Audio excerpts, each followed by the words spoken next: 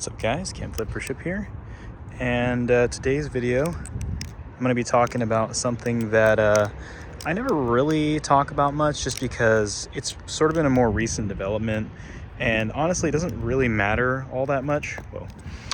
And I'm basically just talking about how me personally now I no longer flip or too often I don't flip sharp knives. Now, obviously, I still do flip sharp knives sometimes, but I used to be the guy who super was advocating for a sharp knife, and that's just kind of changed a little bit. And the reason why, as you can see, this one is not sharp at all.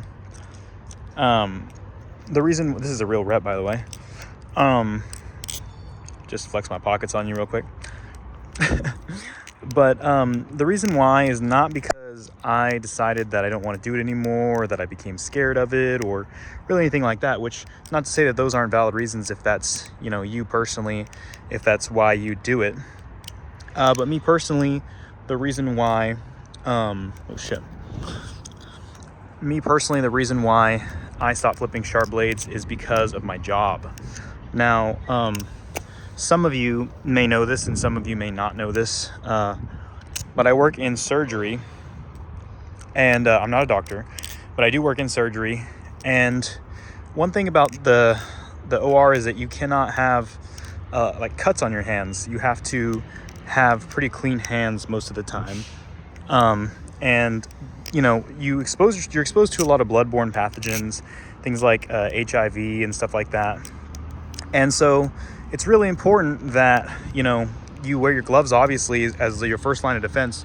But what a lot of people don't know is that your skin is also considered another line of defense. And so having intact skin really protects you from a lot of pathogens and things like that. Because if you have, if your skin is a barrier to your blood, and so if you don't have intact skin, anything that comes in contact with your body on the outside surface can get into your bloodstream. And again, these bloodborne pathogens are very, very dangerous and very, very likely to, be in the presence of surgery. I mean, oftentimes we'll have patients that have, HIV or things like that. And, we do still, cut them open and operate with blood and things like that. And so it's sort of dangerous for me to have open cuts. As you can see, I have some cuts and stuff like that from flipping. And so, I like having a sharp knife. I like having a sharp balisong. I think it's fun. I think it's cool. I think it's higher stake, which makes it cool. And I think it's like a big part of the hobby. So it's kind of a sad thing for me that I had to step away from having sharper balisongs. But it's just it's just one of those things where it's not the end of the world to me if I can't, have a sharp balisong. And I have some sharp ones that I'll carry, but I just don't do any tricks on the bite handle, or I do very minimal tricks with it. And I think that's okay. You know what I'm saying? There's a balance to it. I didn't want to give up flipping completely, you know what I'm saying? But I do have to change the way that I flip and the things that I do, because, it makes some sort of a difference to me in my everyday life. I mean, I don't know about you guys, but I don't want to contract HIV just to be able to flip a sharp balisong. And it's the policy of the hospitals, and not everybody 100% abides by it, but it is the policy of the hospitals that if you have cuts on your hands, you're not supposed to be working. So for me, it's very dangerous, and it's just not optimal. So, just the other day, I was scrubbed in on a case where we had a patient, and nobody even knew, because it wasn't on the chart or anything like that, which sometimes it just isn't. And it turns out that they actually did have HIV, and thank goodness we follow the proper precautions most of the time. So we're always cautious about blood and stuff like that. But I did have a cut on my hand, you know what I'm saying? And I wear gloves and stuff like that, so obviously I was fine.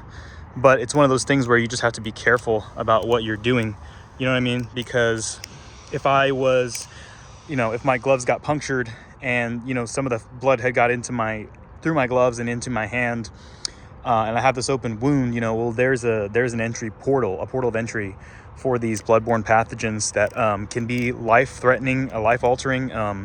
There are people in my profession that I don't know them personally, but you know, friends of friends and stuff that have contracted HIV, and there's even people who have unfortunately passed away from this. So it's not something worth playing around with. And so for me, like, I have made the switch to dulling my live blades. I like live blades more than I like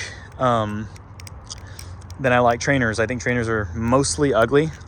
And so I opt to flip live blades, but I just dull them out, and it's just as simple as that. So kind of a little thing under the surface.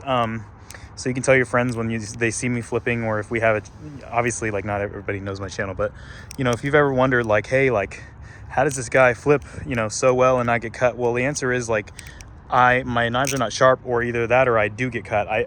When I was still flipping live, which even now I do, I often will get cut.